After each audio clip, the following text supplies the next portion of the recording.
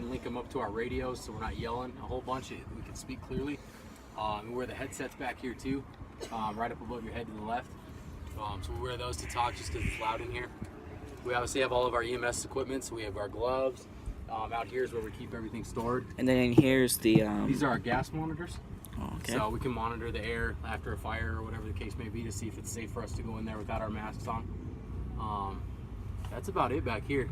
Oh, wow. It's a little small, it's a little cramped, but I like tight spaces. we got the ladder up top, so it kind of takes up that space in the middle there. Ladders. Ladder up there, guys. And then here's our pump panel. This is where we get water to the fire through all of our hoses. Depending on which one we actually pull, we'll actually charge certain hoses. So if you look here, we got 3 different hoses. We've also got one up in the bumper, and we have different discharges here where we can hook hoses up to. This is where the water goes into from the hydrant. So we'll tie it into here, and we'll crank that open, and then we have water coming in. right on. This is where we keep everything. We call this the engineer's compartment. So anything that the engineer, which is the driver and the pump operator.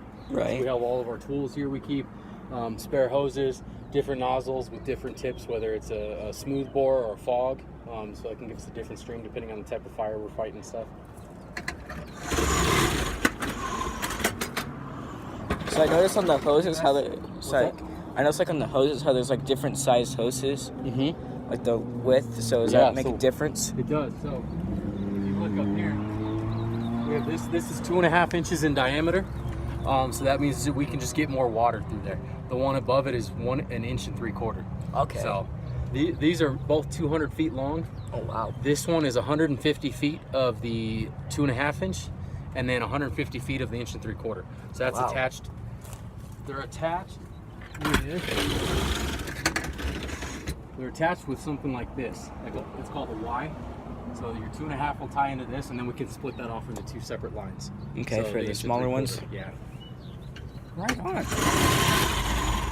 So about 90% of our calls are EMS, or medical calls. Oh, So we wow. have a lot of medical equipment up here. We have nice cardiac monitors. We just got these. We have a big medical box that we carry everything in. We have a trauma box that has all of our soft goods, stuff for helping with blood and everything. Right. We have our seat collars for stabilizing a patient's neck. Down here is where we keep medications. We have spare air bottles for our packs. Nice. This stuff is cool. These are they're called Rescue 42s. Basically, they're struts that can help stabilize a vehicle. So if we got a vehicle up on its side or whatever, we can put one on one side, one on the other. They dig into the vehicle, we ratchet them together, and it lifts the vehicle up and stabilizes it. Oh wow. Yeah, they're pretty cool. They can lift. They got a really high weight capacity, so those are awesome. We'll do that before we start cutting into a vehicle. Rope bags, everything else. Another compartment, lots of storage. This is plastic. We call it vehicle cribbing. We can put that under vehicles to stabilize them as well. Right. We got a fan, cones, another rope bag. Wow. Around the back. We keep all of our ladders in here. This is stuff that we can get hook our hose up to a hydrant with. So this is just a valve. This is another type of valve. Right. And then we have more ladders in here. Wow. So we got a 35-foot ladder, Jeez. and then we have a 24-foot ladder in here. Oh wow. So big ladders, they're heavy. These are all the controls for the stabilizers. Right on. And I was actually in the Douglas fire. They actually let me operate the ladder Very and nice. test it. Yeah. So These stabilizers, they're normally come out. If we were going to be turning this ladder left or right off the side or anything, these stabilizers need to be fully out. Since we're just kind of have it up on display, we just put them straight down. That just takes that weight off the tires, kind of gives us a stable surface. So. okay. And here, these are our extrication tools. So these are actually battery powered. So it's quick and rapid. It's literally hit the button and they work. Wow. So we have another set that's hydraulic where you have to hook up the hoses and start the generator motor and everything else. So they take a little longer. But we got these just because of how fast they are. And the jaws of life are the Yep. same? Yeah, the jaws are the same thing. They're back there. They're electrical. And this is a ram. It basically just extends and contracts. All right. So this is battery powered. The battery plugs in. It's also got a separate battery that plugs in that has a cord and it actually plugs into a spot like this. Okay. So So if the awesome. batteries are running low, we can pop that in and run off the truck's power. And then like usually when you like have the lights on the truck, do you usually keep the engine on? Yeah. So if we're on scene, we're gonna keep that engine on because we've got a generator in there that runs off of the power takeoff. So it basically runs off the motor, the gear kicks in, and that'll turn that generator on. This is just storage. We try to keep our gear outside of the truck, just for cancer. You know, it has all that smoke and stuff on it, so we try to keep it away and out of the cab. And then these are our saws. So the chainsaw would be for like roof ventilation, Yep. And then that K12, that circular one, that's gonna be cutting through like metal. like steel beams and twisted metal. Yeah. Well, not so much steel beams, it won't cut through that, but if we get like a garage door, like a roll-up door, or something like this, put on a bigger version, Right. that'll cut right through there. So we can cut through that. It can cut through locks. So you got a big metal door and it's got that deadbolt. It can cut through that deadbolt if you can get the blade in there. So, and we got fuel and oil for the chainsaw too, bar oil. And those flashlights are. Yeah, the big lights. We got cord rails that come off of here. We can plug into there if we need more lights. We've also got lights up here. So these lights can extend, and these go off the generator, so we can turn them however we need them. Okay, that's cool. And the same thing as that other side. We have discharges here. Nothing. You control the pump from the other side. But you have discharges over here, and you've also got an intake on this side as well. Okay. So it kind of gives us multiple options. And then if we come up here to the front, here's where the captain sits. Captain will sit here. He's got his own air pack ready to go. And then he's got the computer that's got all of the calls, the map that shows us where everything's at. And he controls the siren while the engineer, the driver, is actually focusing on the driving. So. And then we can come up to the front too. We got, like I said, we got another line up front. This is just a short 100-foot section, just like a quick attack if we get a car fire or something. We don't have to pull all that hose off. We can pull up on it, hit it real quick, and put it out just right here. Then we got what's called a piercing nozzle. So we can hook a hose into the tip here, or into the middle here. And then this tip, it's sharp, and you can jam it through like a wall or something like that, or even into a garage. Say we know there's a garage fire, it's just inside there. We can jam that in there, turn it on, and it'll disperse that water. And then before we open the door, as soon as we get that oxygen in the door or into that room, then it's gonna blow up like crazy. So we try to limit the amount of oxygen we give to fires. So. Right on. And then would the CERT team sometimes help with the fires too, like fire emergencies, like? Sometimes they will. We have enough firefighters where the on-duty people will handle all that stuff, so we don't have to worry about that too much. But we do have, like, it's called the Citizens Fire Academy. They help us out a lot with our smoke detector checks within the city. They'll go around and they'll change out batteries for people who need it. So yeah, they help out with a lot of the pub ed events that we do. They help out with those too. And would the CERT team help with that too? Yeah, they could help out with that stuff too. We don't have necessarily a designated CERT team, but I know the county's got some stuff like that. And the ladder, that's a 75-foot ladder. Oh wow. So that's not fully extended. That's just extended a little bit, but it's got a nozzle on the tip. We can adjust it. As you can see, it's kind of pointed to the side right now, but we can adjust it so that it's like a straight stream, or it's a real nice wide fog. Right. Depending on what type of fire or what we need it for. You control it from up there or from down here? You can control it from both. So it's got controls. You can't really see them, but it's got controls up there where you can. It's electrical, and then it's also got controls down at the bottom at the panel down there too. So we wear a ladder belt when we go up there. So when we climb to the top, when we get in a spot where we're going to stick around, we kind of latch in so that we're secure. You know, if our feet slip or whatever the case may be, we're secured up at the top. So this is right here is where the siren actually comes from. This is where that federal that I was telling you about, that whiny sort of sound, this is where that comes from. And basically it's made by the air going through there, and that spins. Oh, okay. So it's that real whiny kind of, it kind of like a winds up a tornado little bit. siren? Yeah, a little bit, yeah. All And right. the other one actually comes out of here. Oh. This is the actual Code 3 siren, and then these are our air horns right here. Oh. That's where they come from. Mhm. Oh. And then, is there like a certain station where this goes to? This one's actually the station right across the street here. Oh, Right on really? Avenida Cochise. So we actually go up right up to that street, take a right, and we're literally right on the other side of that big building. Oh, okay. So that's where we keep this one. That's our most central station. Right. So that's where we keep the ladders at. 'Cause they'll go on pretty much any fire. We have to have a ladder truck on the fire. And then, would you ever use the one at Station 3? Mm-hmm. Would you ever use that one? Oh yeah, yeah. So if we get a fire, our initial response for a fire is going to be 2 engines and the ladder truck, as well as our medic unit. And so whichever ones are available will be the ones responding for that. And so we'll get our tones out, and then they'll send us there. Okay. So would you ever have this one and the other one both working at the same scene, or is that For a fire? yeah, like Yeah, definitely for a fire. Not so much for a medical call. Usually medical call is just going to be your engine or your ladder and a medic unit.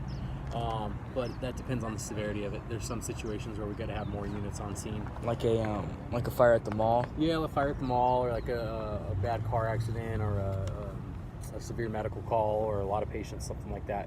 Just where we need the more manpower. Right on. I guess I'll have to stop by the station, take a look. Yeah, definitely. We do tours all the time. Come by any station you want. The ladders are over here, over at Station 3. I don't know if you've been at that station yet, but we have what's called a patient transport engine. So it's basically a fire engine, and then the back seat is actually an ambulance compartment. Really? So I'll give you a basic idea, but see that box right there on the ambulance? Right. Turn that sideways and put it about right here. Wow. And then add the pump part on the back of that. So that's what our PTE is. So it's a fire truck in the front, an ambulance compartment right here, and then a fire truck the rest of the way back. Oh, very cool. That must look really cool. Yeah, that's a new apparatus we just got within the last year and a half. And it's definitely made a difference for us being short-handed on staff, where we don't have the medic units all the time. So yeah, stop by Station 3. That one's a pretty cool. It's brand new. So it's got all kinds of bright Yeah, we lights were and sirens. So. Wow. And we were actually there for the hunting class that we did. Yeah, the Hunter's Ed. Yep. Nice. Yeah. And actually, that class that we're doing on Wednesday, I don't know if you guys are signed up for that. That's where that's going to be at. Yeah, Oh, really? I signed up for that Wednesday Nice. afternoon. So Yeah. That'll be a good class. It'll be a real Yes. good class. Cool. So that's basically everything about the truck. What's that? That's all the information about this truck. Pretty much, yeah. Yeah, we went over the whole ladder and everything. Up top, we've got some like Swiftwater stuff, like some life vests and helmets, just in case we get any running washes or anything like that. But yeah, that's about it. And the ladder and everything else down here. Would you sometimes send a ladder truck like the Gadsden Hotel in Douglas? If that caught fire, would you probably send like a truck down there? If they request us. If it gets bad enough where they need a lot of manpower, they can call us and request us. And if we have the resources, then we'll send somebody down to help. But we usually do what we can to help out our neighboring districts and agencies. So. Bisbee City Hall, I think that was one where Yeah, we sent a fire engine down there. We called in some guys for overtime, and they took one of our spare engines down there and helped out. So yeah, there's been there was a hazmat scene up in Wilcox. We sent 3 people to that to help out. So Wow. yeah. Yeah, what was the chlorine, I think it was? Yeah, that was a couple months ago. Yeah, we do our best to help everybody out. Right on. And the ambulance, would it just be the same as a truck, or would it be like more advanced? So I can show you the ambulance too, but the Right on. ambulance is pretty much all that we do. As firefighters, we do staff the ambulance as well. So we nice. keep our turnout gear. We keep that on here, and we do keep a couple air packs. I'll kind of show you the front seat. There's nothing too special about the front seat. And I kind of want to drive in it now. Yeah, right. So you got a driver, and then you got usually your paramedic will sit here. They're the one navigating, controlling the computer and the map. Real simple, just a regular Dodge chassis. When you come back here, That's when it gets fancy. yeah, I'll open this. I'll open the back door too. You can hop in there. All right. How's it going? So, Oh, wow. This is where we keep all of our medical equipment.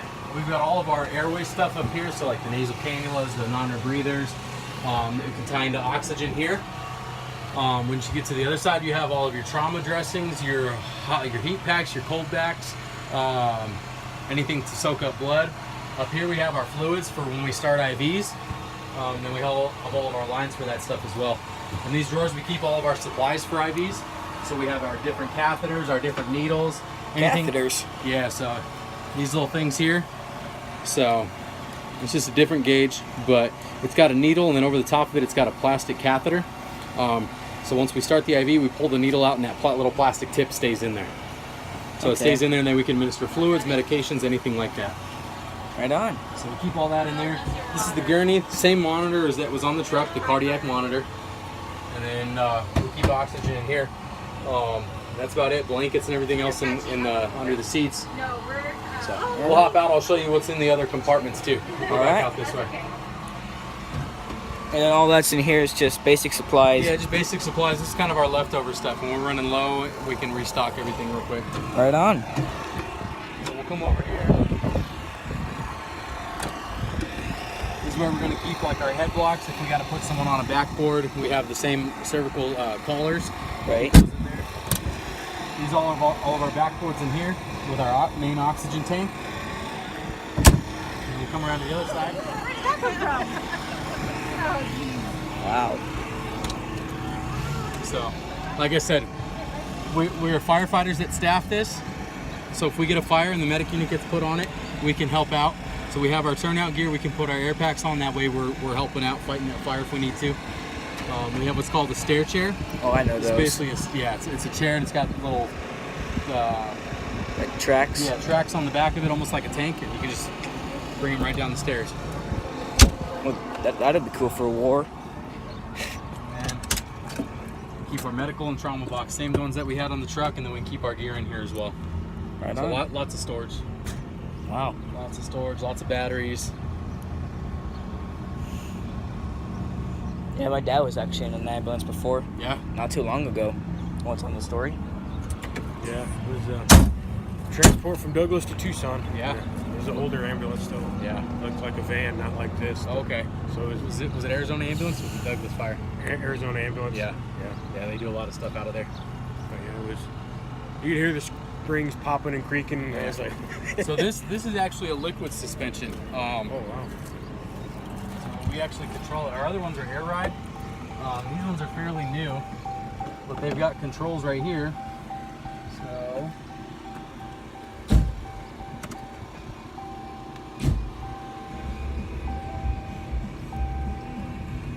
see if it'll rise up. So you can hear the pump going. It's pumping that hydraulic. This guy's the ambulance is raising. When we open those back doors, it drops automatically for us so that it's at a level where we're not, climbing all the way up into it. It's, a good level. So this puts it up to more of a safer ride height for us. Oh, that's really It goes up a lot too. So we can adjust it here.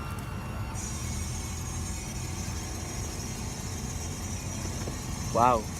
You guys can probably see it going down. Yeah. It goes. Yeah, there's a lot of technology behind this stuff. Dang. Having fun? And these Yes, I am. These lights are real easy. They're one button. Same thing, turns them all on. I don't know if you guys can see. And we got a lighting menu. Those two scene lights light up. And then we got two on the back, two on the right side. Right on. Wow. And then this is for like a battery backup. Yeah, this is our shoreline. So this is what we get back to the station, we plug it in, and it keeps the batteries charging for us. Oh. It keeps power going. So we have in our drug box where we keep our medications, that has to stay cool. And so that keeps that cool. That keeps everything charged up for us. That way when we get on scene, we're not wasting battery or anything like that. Right. So we have that for this. And then that little yellow, you see a little yellow square on the side of the truck? That's the same thing. Plugs into that as well. Wow. So all of our units have that stuff. I have to stop by. Yeah, come by anytime you want, any of the stations, whether it's with us or Fry Fire, we'll gladly show you guys around. Does right now count? What's that? Does right now count? We're all here. Yeah, we're all here, but I mean, if Station 1 or Station 3, they're over there. You can check out those guys too. Gotta go. Yeah, man, like I said, I can't even call this a job. It's the best career out there. I I Yeah. really do believe that. I wouldn't want to do anything else. I've worked a lot of jobs, and I wouldn't trade any of them for this one. Wow.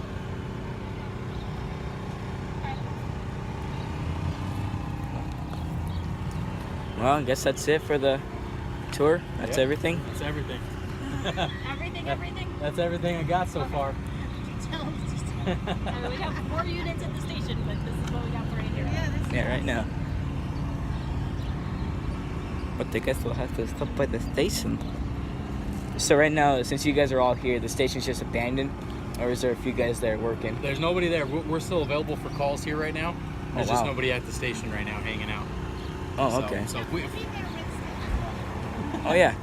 if we get a call done, then we'll all take off and go to that call if it's within our area. And the CERT team only helps with certain calls. Yeah. Right on.